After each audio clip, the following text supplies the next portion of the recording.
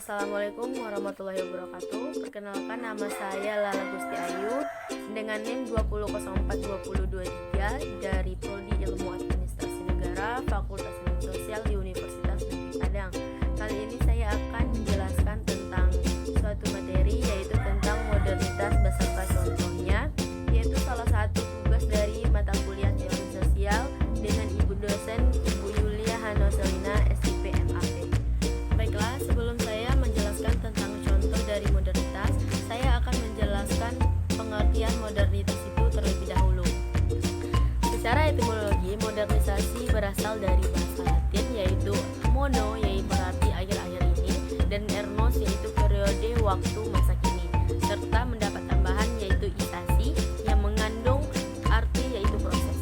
Jadi modernisasi berarti proses menuju masa kini atau akhir-akhir ini.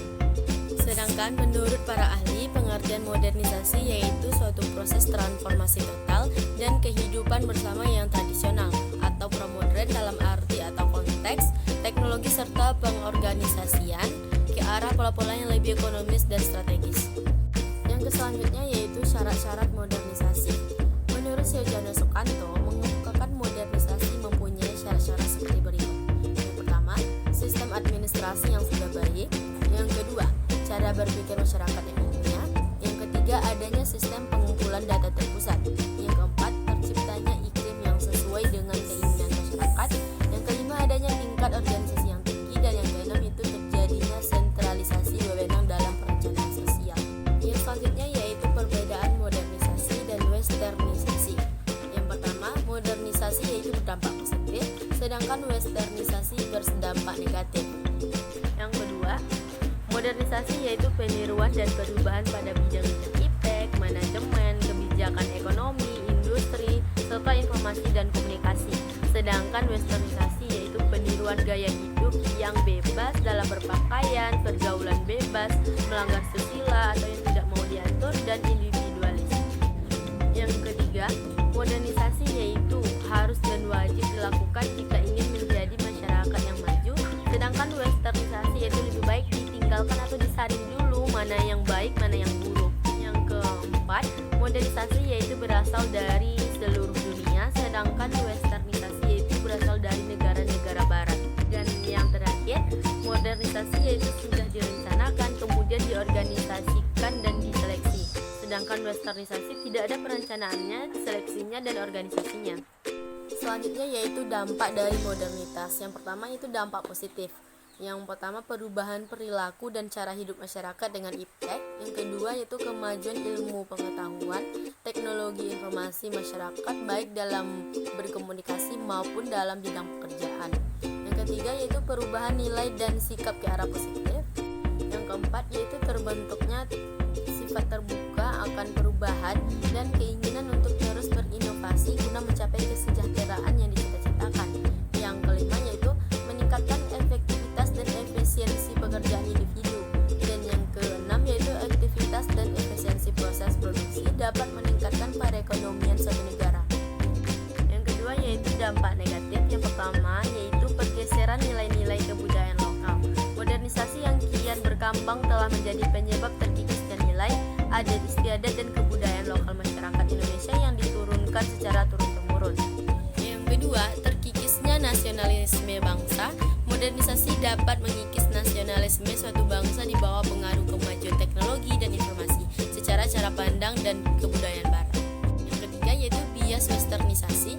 Modernisasi seringkali diartikan dengan konsep westernisasi, yaitu gaya hidup secara pandang yang berakibat kepada budaya-budaya barat.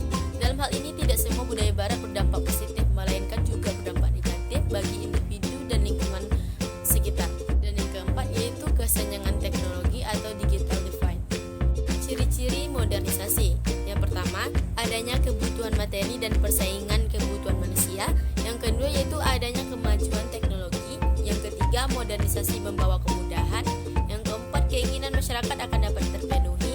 Yang kelima yaitu modernisasi memunculkan teori-teori baru. Yang keenam, perubahan mekanisme pada masyarakat.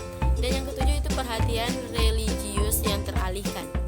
Yang selanjutnya yaitu contoh dari modernisasi dan hubungannya dengan administrasi publik. Contoh yang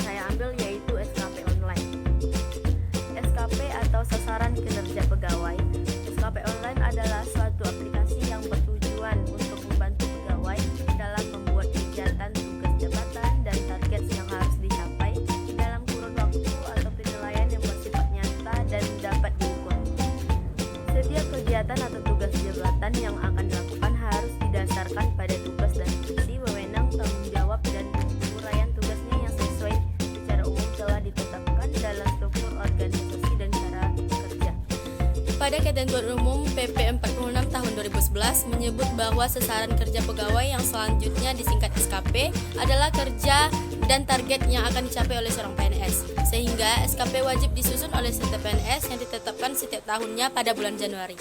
SKP wajib disusun oleh seluruh PNS, ASN baik jabatan fungsional umum ataupun jabatan fungsional tertentu dan pejabat struktural lainnya, dengan rencana kerja instansi organisasi yang kemudian dinilai oleh atasan atau pimpinannya langsung.